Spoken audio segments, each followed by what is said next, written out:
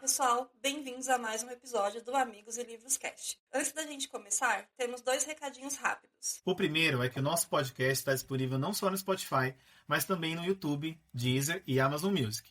Depois, comenta lá no nosso perfil, o @amigoslivroscast, em qual plataforma você costuma ouvir os nossos episódios. Estamos curiosos para saber. E o outro recado é que temos um link de afiliado da Amazon. Então, se você for comprar qualquer item por lá, seja livro, produto de beleza, mouse ou até um chocolatinho, você não paga nada mais por isso e a gente recebe uma pequena comissão que ajuda o nosso canal a crescer cada dia mais.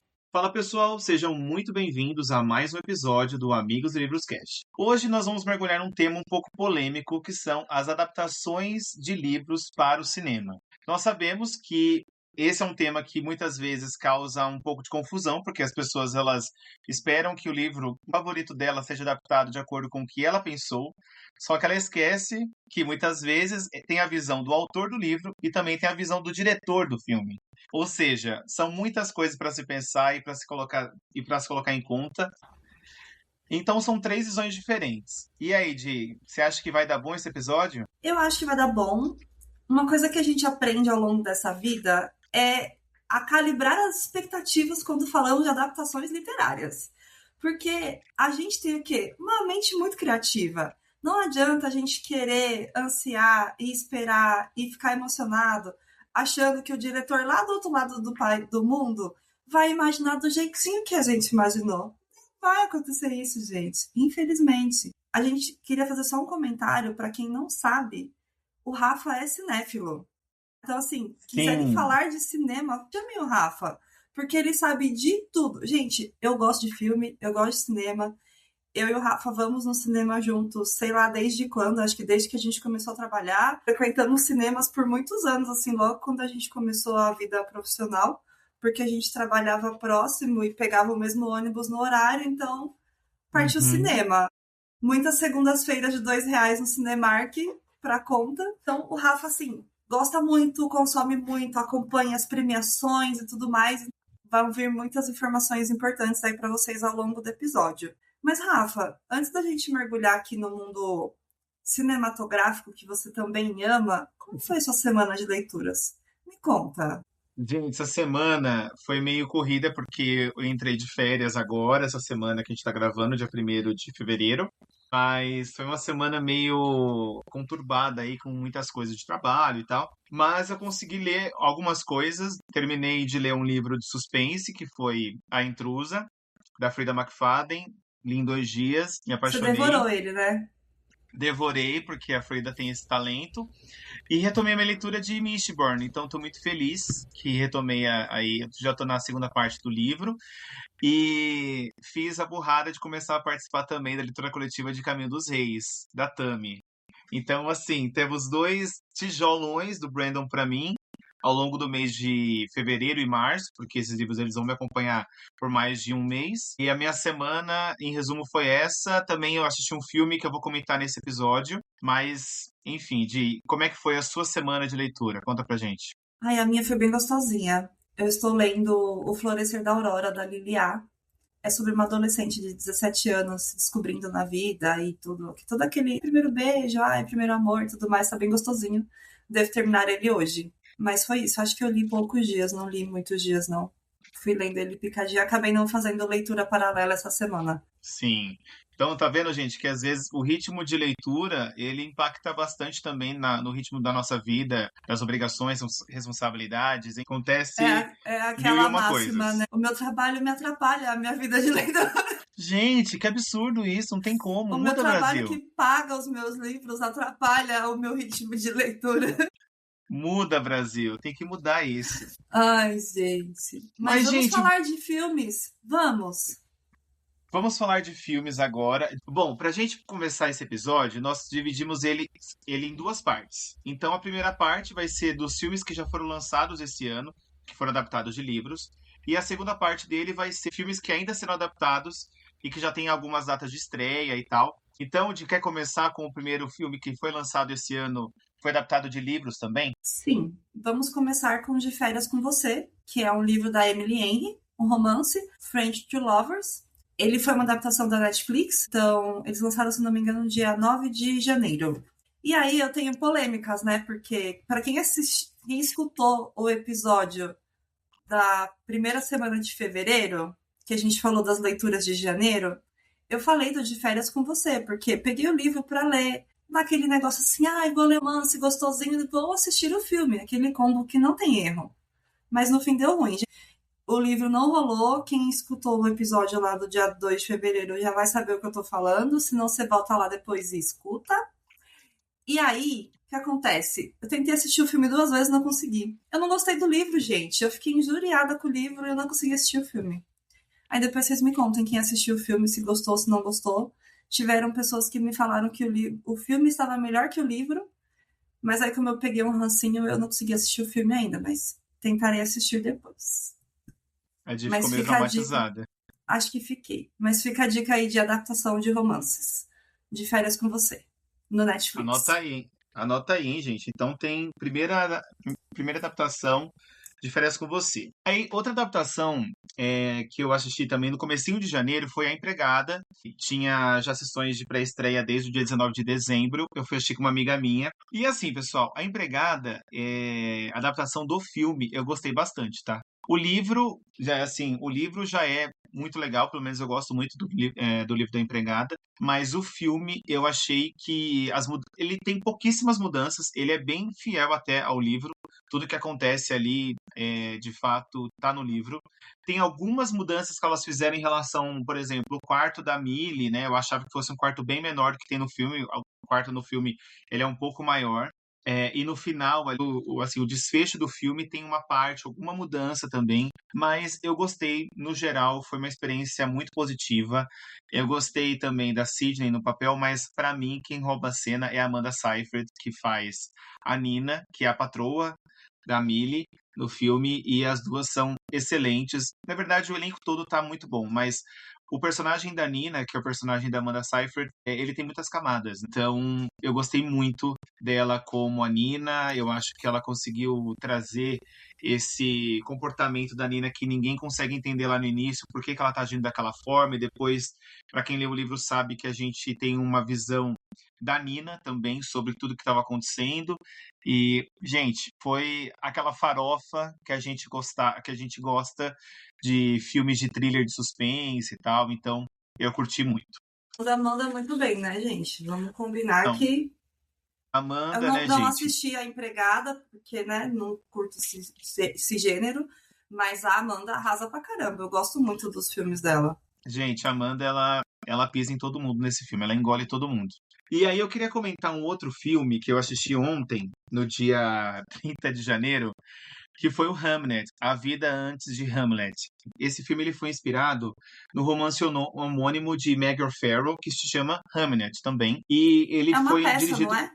Na verdade, o Hamlet, ele é uma peça. Mas o nome do filme chama Hamlet.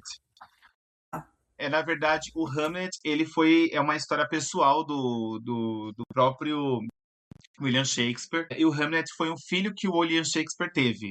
Esse filho dele acabou morrendo. Então, por conta dessa tragédia pessoal que ele teve na vida dele, o Hamlet ele serviu como inspiração para que ele fosse escrever a peça Hamlet. Então, o filme, ele vai contar muito esse momento em que ele conheceu a esposa dele, que aqui a gente vai conhecer como Agnes, mas tem até uma teoria na internet, não sei se vocês conhecem, que a esposa do William Shakespeare, ela chamava Anne Hathaway.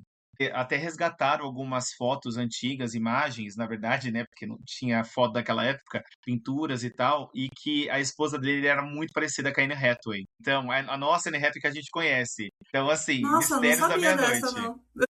Tem uma teoria dessa, depois eu vou te mandar.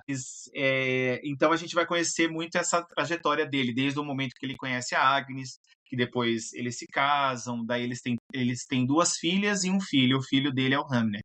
E aí a gente vai conhecer um pouco desse processo de como Agnes lidou com a morte do filho, como o William Shakespeare lidou também com isso, e de que forma que ele usou esse luto. Bom, pessoal, a diretora desse filme é a Chloe Zhao. Para quem não conhece ela, ela fez direção de dois filmes muito conhecidos. Primeiro é Eternos, da Marvel. Não sei se vocês já assistiram esse filme, mas ela foi a diretora responsável pela adaptação dos quadrinhos de Eternos. E também ela fez um filme que eu adoro, que chama Nomadland. E a Chloe Zhao, ela tem essa pegada muito mais pro drama, assim, sabe? Muito mais dramática, muito mais humana, aprofunda bastante as emoções, principalmente da Agnes, que aqui é a protagonista do filme, não é o William Shakespeare, o personagem do Paul Mescal que faz o papel, ele é um coadjuvante na história, porque a própria Megan Farrell, quando ela foi escrever esse livro, ela se inspirou muito em apêndices sobre a história do William Shakespeare, e o objetivo dela era não trazer ele como protagonista dessa história, mas sim a Agnes.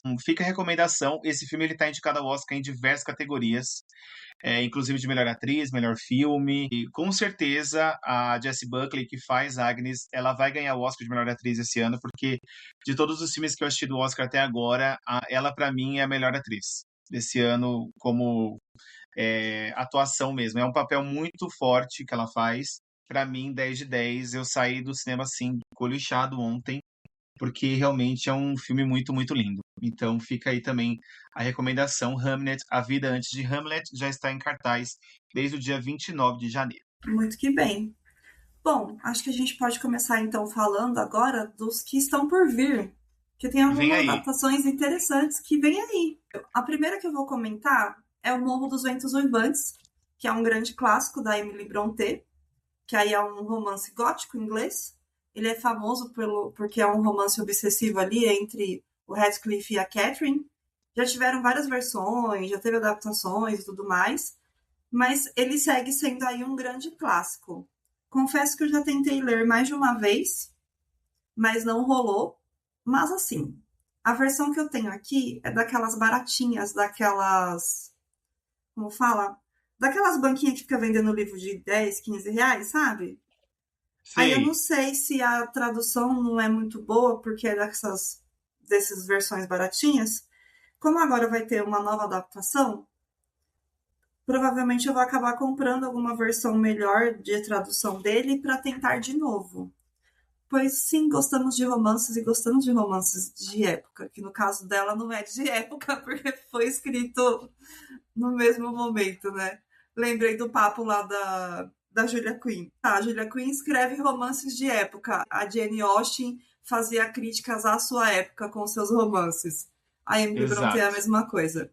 Mas esse eu fiquei curiosa para assistir, até porque acaba que hoje a gente tem muito mais recurso audiovisual e deve ficar uma produção muito bonita, né? De uma história de época. E aí eu vou tentar ler em algum momento aí antes da adaptação e vou comentando com vocês. Nessa nova adaptação, ela é dirigida por Emerald Fennell, com a Margot Robbie e o Jacob Elordi. Vem aí. Vem aí. E assim, gente, esse filme ele tá sendo bem comentado porque dizem que a autora ela pega um pouco pesado no hot. E na obra original isso não tem. Então, existem duas polêmicas, na verdade. Será que ela quer aproveitar a modinha de Bridgerton? Pode ser. E tem um outro ponto que no livro do Morro dos Ventos Uivantes, o personagem do Heathcliff, ele é descrito como... ele é cigano, ele tem a pele mais escura. E o Jake Elordi é branco. Mas, segundo a diretora, ela disse que quis fazer essas mudanças porque é a visão dela da história. Então, fica aí a critério de quem for assistir, considerar isso ou não. Por isso é que ela usa no título do livro as aspas, o Morro dos Ventos Uivantes, entre aspas, porque Entendi. como se fosse uma releitura, leitura, não é uma releitura adaptação direta do livro. Então, também fica aí esses pontos só para quem for assistir o filme achar que vai assistir exatamente o que leu no livro. E aí, pessoal, só para finalizar sobre esse lançamento, ele será no dia 12 de fevereiro, então me equivoquei, talvez não dê tempo de ler antes dele lançar, não. Mas fica aí a dica, 12 de fevereiro é a datação no cinema, Rafa, é esse? Nos cinemas, ele vai para Nos cinema. cinemas. Fica aí para fevereiro, que talvez esse episódio já tenha aí, vá ao ar depois do lançamento, então, Rafa. Pode ser. Então, pessoal, quem viver verá.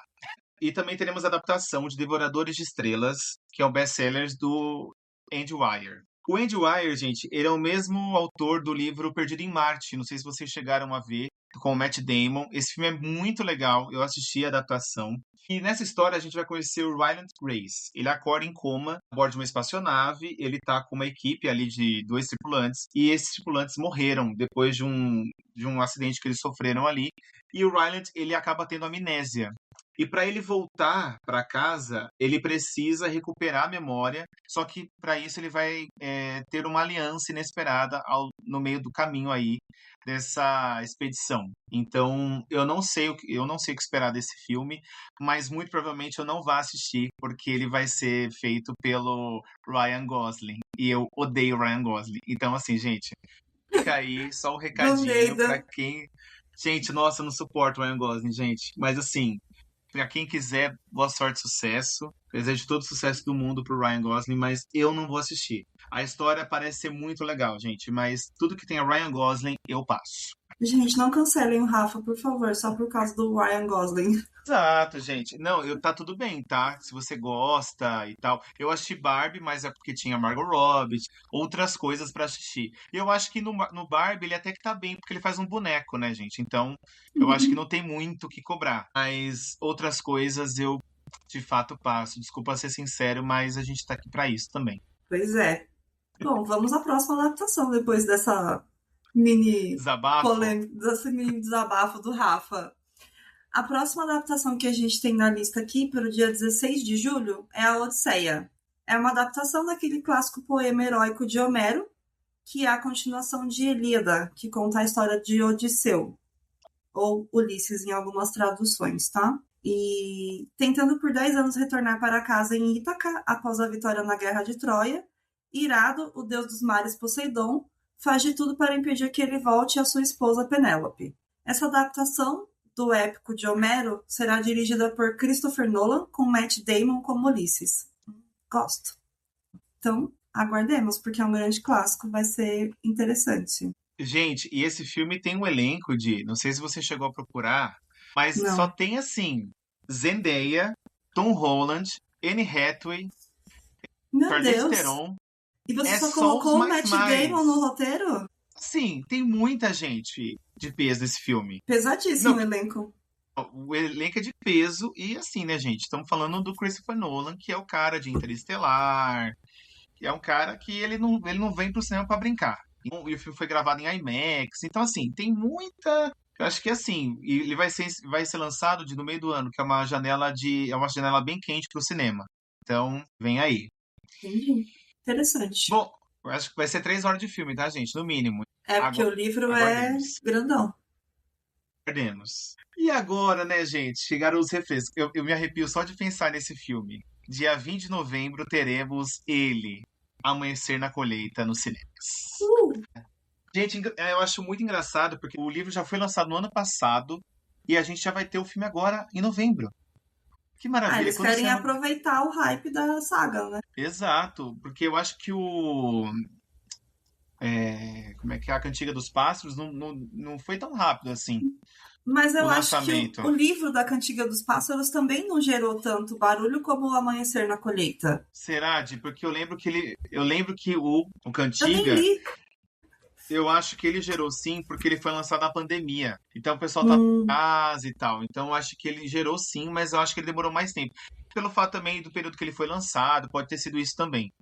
Por conta da Entendi. pandemia e tal. Então eles precisavam que as coisas normalizassem um pouco mais ali pra lançar. Porque o filme foi lançado em 2023. E o Cantiga dos Pássaros foi lançado em 2020, se eu não me engano. Mas é uma janela aí que eu acho que não dá pra levar tanto em consideração, então. Por Por conta conta da dos outros pandemia e tudo mais. acontecimentos. Mas, gente, teremos aí o lançamento desse filme que promete acabar com todo mundo. Literalmente, não é nem zoeira, tá? Tanto no filme quanto nas salas de cinema, porque vai ter gente chorando, vai ter criança gritando. Vou E levar um aqui, baldinho e uma toalha pro Rafa, gente. com certeza. Gente, chegou no final ali, ó, no prólogo, eu já tô morto. Mas vamos lá. O filme Amanhecer na Colheita, para quem não leu o livro também, ele vai se passar 24 anos antes da história da Katniss, que a gente conhece, em Panem. E a gente vai acompanhar a história do Haymitch Alberneth. Para quem não lembra do Haymitch, ele é o treinador da Katniss do Lupita lá na franquia Jogos Vorazes. É aquele que é interpretado pelo Woody Harrelson, que ele bebe, lembra? Aquele bêbado, então. A gente vai conhecer a história dele e vamos entender também sobre tudo que aconteceu na vida dele, por que que ele é desse jeito, por que que ele é essa pessoa quando a gente conhece ele lá na história da Katniss. E o Hammett ele vai participar do segundo Massacre Quaternário. Então, vai ser assim, gente. Esse livro, a Di já leu, eu também. Para mim, é o livro mais violento de todos, que eu, pelo menos eu já li do Jogos Vorazes. E mais triste. E o mais triste também, tá, gente? Mas fica aí. Estamos ansiosíssimos porque teremos o retorno de alguns personagens muito queridos. Não vou revelar aqui porque, né, as pessoas têm que ler, mas teremos Jogos Vorazes em novembro. E aí teremos também o lançamento de um outro filme que muita gente, uma história que muita gente ama também, né? Sim, teremos aí no final de novembro e dezembro adaptação nova, um reboot de Crônicas de Nárnia. Gente, quando eu vi isso, eu falei, meu Deus, eu amo. Eu também sou apaixonada pelos tanto os filmes quanto os livros de Nárnia, para mim são maravilhosos. É uma das adaptações assim que para mim é das mais bonitas, sem ficar cobrando vírgula a vírgula com o livro, né, comparando. Uhum. Mas eu fiquei feliz de ver, porque hoje a gente tem muito mais tecnologia, né? Então deve vir uns efeitos aí bem interessantes. Então teremos esse reboot da franquia das Crônicas de Nárnia, que será dirigido por Greta Gerwig. Ele vai focar Greta na... Gerwig. Ela é a mesma diretora do Barbie, Di. Diretora do Barbie? Bom, tá vendo, gente? O cinéfilo é o Rafa. Eu só assisto os filmes. Eu não sei nome de roteirista, diretor, de nada disso, gente. Quem sabe é o Rafa. Mas, enfim, ele será focado na origem do mundo de Nárnia. E aí ele deve adaptar o primeiro livro, que é O Sobrinho do Mago. Ele narra os eventos do universo de Nárnia antes dos 4 irmãos lá, que são os protagonistas, né? Que é o Pedro, a Suzana, o Edmundo e a Lúcia. Então, é uma história antes aí. Vamos esperar ver o que vem, que tem tudo para ser uma boa nova janela, vamos dizer assim, né? De Nárnia. Exato. E o filme vai ser lançado em IMAX nos cinemas no dia 26/11, que é para aproveitar a janela ali do Dia de Ação de Graças. E ele vai ser lançado na Netflix no Natal desse ano, no dia 25 de dezembro.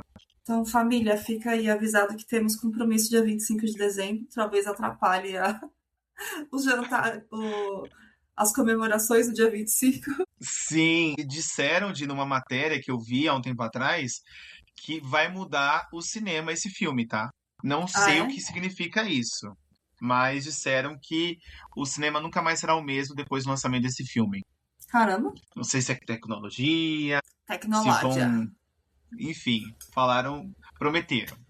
Bom, pessoal, continuando aqui, teremos 2 filmes inspirados nos livros de Colin Hoover esse ano. Depois do sucesso de Assim que Acaba e Se Não Fosse Você, que lançou no ano passado, esse ano teremos 2 adaptações dela. O primeiro é Uma Segunda Chance, que vai lançar no dia 19 de março, e a gente vai conhecer a história da Kina Rowland. Ela é uma jovem que no passado cometeu um erro que a coloca atrás das grades. 7 anos mais tarde, agora como ex-detenta, ela tenta reconstruir a vida, retornando à sua cidade natal em Wyoming.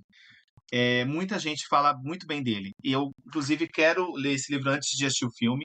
Com certeza eu vou assistir. E aí, no segundo semestre, teremos os refrescos, porque vem aí a adaptação de Verity, que é um livro de thriller psicológico que a Colin Hoover lançou há uns anos atrás. Se eu não me engano, foi o primeiro livro que ela lançou nesse gênero de thriller psicológico, suspense e tal. Porque ela ficava só nos romances antes, né?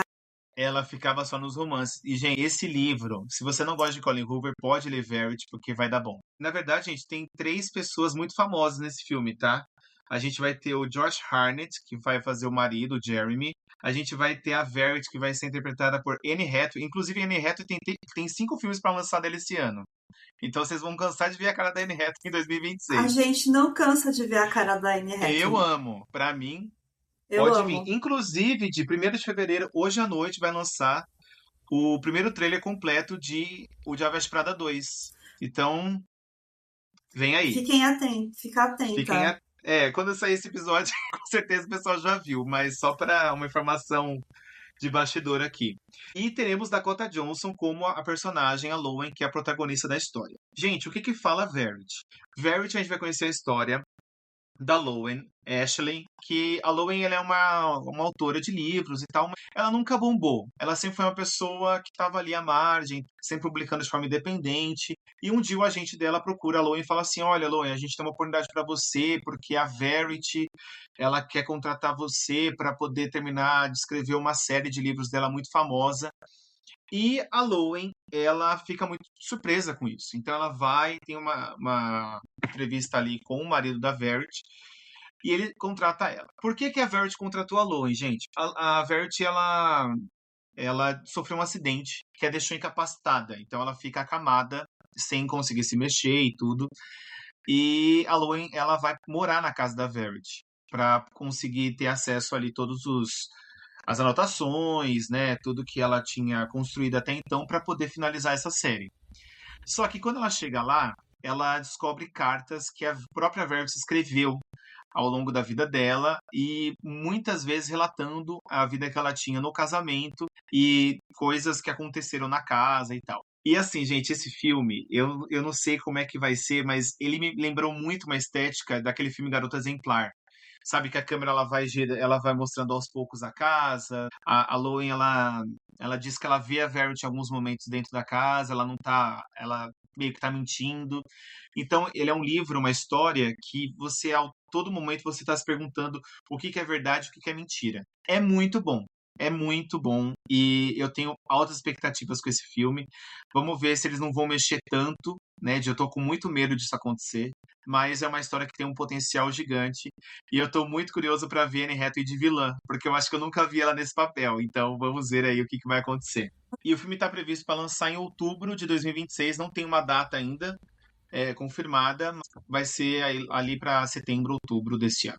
Muito bem, aguardemos. E aí vamos para o próximo. Teremos outro grande clássico da literatura britânica adaptado para as telonas, que é o Razão e Sensibilidade, da Jane Austen. Nesse aqui a gente tem uma família que foi empobrecida depois do falecimento do pai. Então ele traz as experiências românticas de duas irmãs, que é a Eleanor e a Marianne. E todo aquele cenário britânico, tal, de Jane Austen. A previsão aí é para o dia 11 de setembro de lançamento. Aguardemos. Eu acho que a tendência agora é eles voltarem a trazer mais esses livros, esses grandes clássicos, até por conta de sucesso que tem feito outras adaptações desses gêneros, né? Sim, Imagino eu. Bridgerton, E o a gente Bridgerton tem tá aí. aí, né? E aí a galera acho que aproveita essa onda, vamos dizer Onda. assim. E achei interessante. Os outros filmes que tem de adaptações dos livros da Jane Austen, eu gosto. Alguns são melhores que outros. Eu acho que o Razão e Sensibilidade, o Orgulho e Preconceito ainda é o maioral. Mas tem outro que eu assisti no Netflix um tempo atrás também, que eu não vou lembrar agora qual foi, que também estava bem bonitinho. Vamos ver o que vem aí. Razão e Sensibilidade. Você gosta de romance de época aí, pessoal? Também fica essa indicação. Bom, pessoal, dezembro tá meio complicado, né, Di? Porque além de Nárnia, teremos Duna Parte 3, que é a terceira parte da história do Paul Atreides, que é dirigido pelo Denis Villeneuve.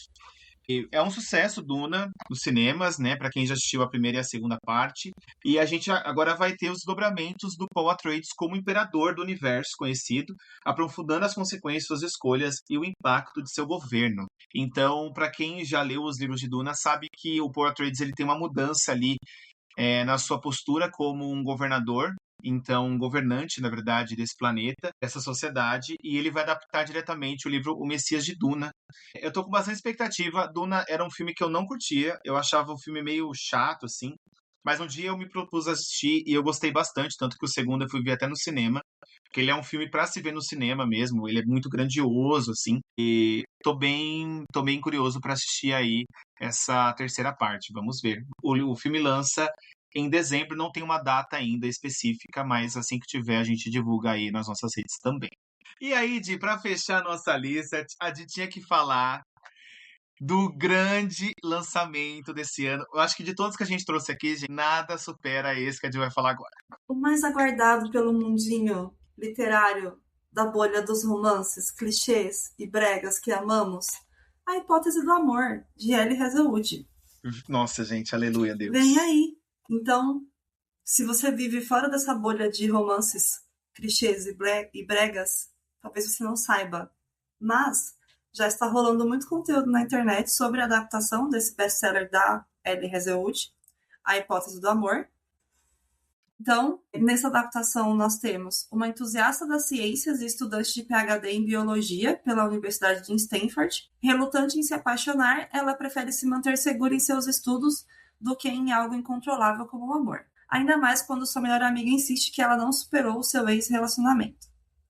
Buscando provar o contrário, Olive inventa um namoro falso com Adam Carson, que é o autor Tom Bateman, um dos professores mais respeitados e temidos da instituição. Com o passar do tempo, ele topa a aventura e a química deles entra em cena, transformando aquela farsa em algo totalmente inesperado. Estamos ansiosos e ansiosas, estamos prontos.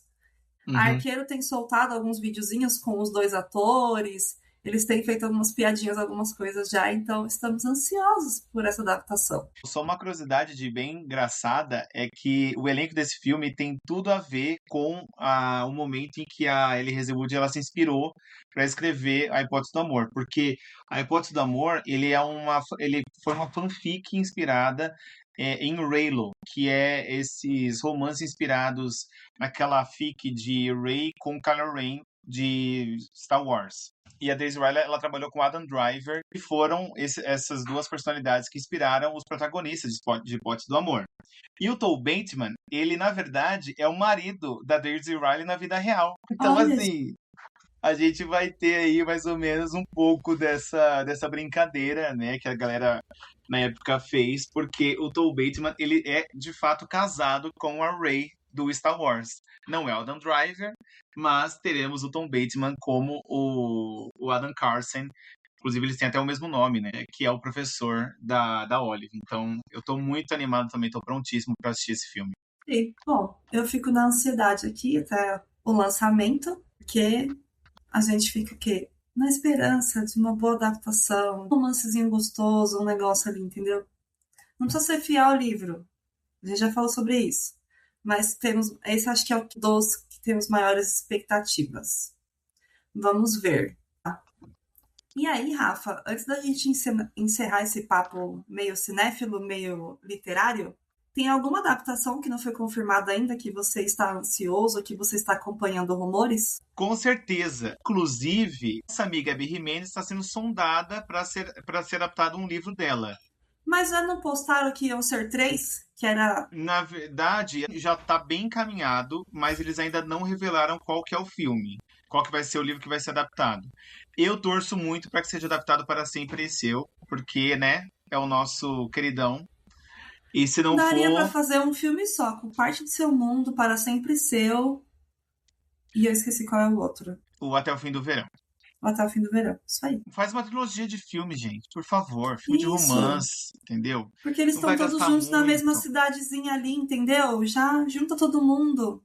Pega um elenco bacana. Pode vir, porque... Mas a Abby Jimenez tem que ser a produtora executiva, hein? Pra dar a aprovação final nas coisas lá, pra não fugirem muito do rolê. Mas gostaria muito de ver Abby Jimenez nos cinemas. Nós gostaríamos de ver, né? Porque a gente é fã da Maioral. Aguardemos então, né? Notícias virão. Notícias virão. E aí, Di, tem algum livro que nunca deveria virar filme? Qual e por quê? Nossa, cara, você me pegou com essa. Não sei. Eu acho que a gente tem muitas adaptações bem feitas e tem umas bem meia boca que talvez não precisavam ter sido adaptadas, mas não lembro agora de nenhuma específica, não. Você lembra alguma? Eu acho, Di, que aqueles filmes, por exemplo, 16 Luas. É um filme que, tipo, na época que eu li o livro eu adorei, mas o filme não foi pra frente, né? E eu acho que tinha um elenco, gente, tinha Viola Davis esse filme, tá? Eles tinham a faca e o queijo na mão, eles não souberam fazer direito. A galera fala muito da adaptação dos filmes de Percy Jackson. Gente, eu gosto dos filmes do Percy Jackson, eu entendo a galera que não gosta. Eu gostei também. Mas eu gosto também. Mas eu acho que no caso de adaptações assim, o que me vem à mente agora talvez seja o 16 Luas. Se a gente... Eu sou o número 4. Porque assim, gente, você começa a fazer um negócio e não dá continuidade, então pra que começar? Tem uma série antiga também de vampiro que foi uma bosta também a adaptação, que foi O Beijo do Vampiro, uma coisa assim. Academia das Sombras, né? Academia de Vampiros. Academia de Vampiro, isso também foi bem ruinzinho. Mas assim, eu acho que, num geral, tem mais acertos que erros. E Sim, aí no geral, também. sim. E aí tem muita questão pessoal também, porque algumas sagas a gente tem um apego muito grande. E aí, se você ficar Uhum. comparando muito, o seu nível de frustração sobe, né? E eu acho que a galera também às vezes dá uma exagerada nas críticas todas, assim, porque pesa muito na comparação. Não sei. Eu também acho. E tem alguma adaptação de que você acha que foi positiva? Tipo, eles mudaram alguma coisa e você falou, não, isso eu gostei. Olha, no geral, assim, tipo, o Harry Potter, as adaptações, pra mim, foram bem ok. Sim, Achei que impecáveis. foram muito bem feitas. Jogos Vorazes também, pra mim, é uma trilogia que foi A muito bem melhor franquia. adaptada, tem detalhes ali, mas que muito bem feito. Os Bridgerton tá saindo bastante ali do padrão do livro, mas assim, pra mim são adaptações que tá sendo legal de ver ali na tela, vamos dizer assim. Porque nos Uhum. livros a gente tem só uma realeza não. Nos livros a gente tem só uma a nata da sociedade britânica ali, um monte de branquelo cheio de dinheiro, que para hoje não ia funcionar, entendeu? Então, as adaptações que estão sendo feitas na série Bridgerton, de trazer opções sexuais diferentes, trazer pessoas negras em posições de liderança, a própria rainha que foi incluída na história. Então, Uhum. para mim, são adaptações que foram interessantes. Traz um outro olhar para a história, ainda mais quando a gente está falando de história de época. E tem um outro ponto que eu acho que muita gente talvez não leve em consideração, é que, por exemplo, os Jogos Vorazes. Quando a gente lê o livro ele é bem mais visual, mais positivo.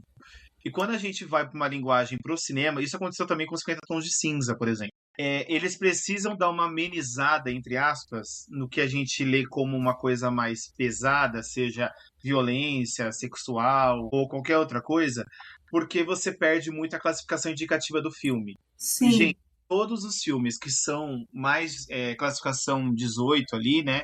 Eles perdem muito bilheteria, porque você acaba delimitando muito o público que vai assistir. Então, por isso que os filmes acabam tendo que adaptar muitas vezes essas cenas para que não sejam tão expositivas por conta dessa questão também de bilheteria, de acesso ao filme. Então, isso é só um ponto que eu acho que seria interessante a gente trazer aqui, porque se fosse fazer uns Jogos Vorazes como a gente lê no livro, com certeza teria que ser para maiores de idade, né? Por conta de toda a exposição de violência que tem, principalmente agora, no Amanhecer na Colheita, por exemplo, que é um eu livro ia falar isso, na Amanhecer na Colheita é até pior. até pior.